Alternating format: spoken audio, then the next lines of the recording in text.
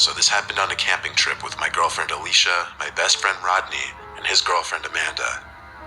My dad told me about a perfect place to go camping right by a big lake surrounded by dense forest. A trail from a nearby parking lot would lead straight to the lake. His directions were straightforward, and it was actually easy to get to the lake. We got there as the sun was on its way down and the sky was turning that beautiful orange. The lake was calming, and the sound of the breeze hitting the leaves was peaceful. We had our tent set up, and there was still a hint of orange in the sky, though it was very dark in the woods by now. There was a slight orange reflection on the calm lake. It was very warm out, and Amanda suggested we all jump in the water. I was kind of up for it, as my dad said it would be perfect to jump in. For that reason, we all brought towels. The girls seemed more eager than Rodney and I, though. The two got into their underwear and walked into the lake, exclaiming it was actually warm. I told them I'd go in after setting up the campfire at least, since we had already gathered some wood. Starting the fire proved to be especially difficult for me, because I just couldn't get the wood to catch. I'm not exactly a Boy Scout. Rodney took over, and as I watched him try to start the fire, one of the girls started screaming and flailing around in the lake.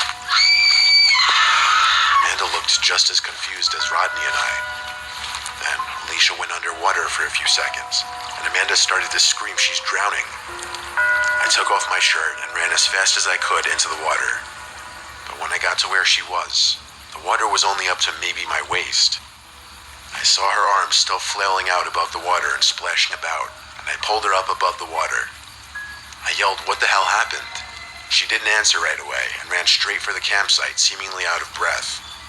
Halfway there, she turned and yelled, "Get out of the water." Amanda and I looked at each other and listened. As I began moving out of the lake, I felt something strong grab around my ankle and try pulling me down. There was a sharp, piercing feeling cutting into my ankle as well. I yelled in a panic and kicked whatever it was with my free leg until I was able to break free. We made it back to the campsite, and Alicia was already sitting down on a cooler, putting pressure on an apparent wound on her ankle. I sat down on another cooler and checked my ankle, and there was a deep but small gash on the right side of my ankle, which was pouring out blood. I told Rodney to get us both some Band-Aids from my first aid kit in the tent. After patching up the wounds, we felt more relaxed and at ease. We just wanted to figure out what the hell that was that grabbed us. I said it might have been an eel. Rodney questioned if eels even live in lakes like this. Alicia said it didn't feel like an eel or a fish. It felt more like a claw. I got chills as she said it, because I got what she was saying, but how would that make any sense? Regardless, we stuck around because whatever got us was in the water, and we were on land. Nothing could happen now. By this point, it was dark out.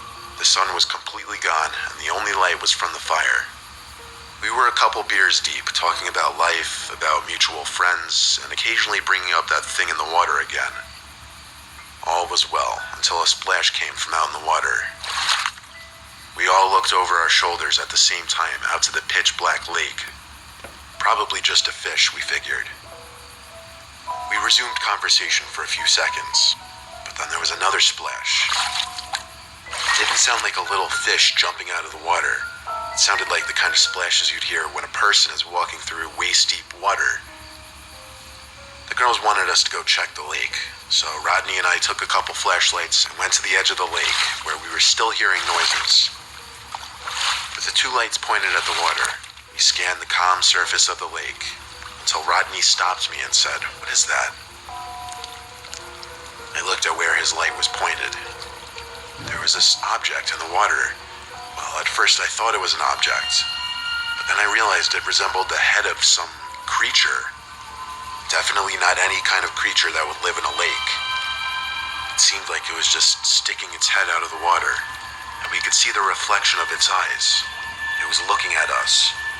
Then it moved, as it rised up slightly out of the lake, making another splashing noise.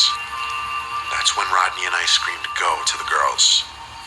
I remember Rodney saying, "Take all your important stuff and go," which was a smart idea. I took all my valuables and left the tent and bigger things. We ran back down the trail to the parking lot, packed the car, and took off down the parkway. The next day, I returned with my dad to collect the tents, but everything that we left in the campsite was destroyed. The tents were shredded, the coolers were scratched and thrown across the site. I told my dad about the creature in the lake. I showed him the gash in my ankle and asked him what could have done this. He said he had no earthly idea, and we left in a hurry. None of us ever returned to that lake.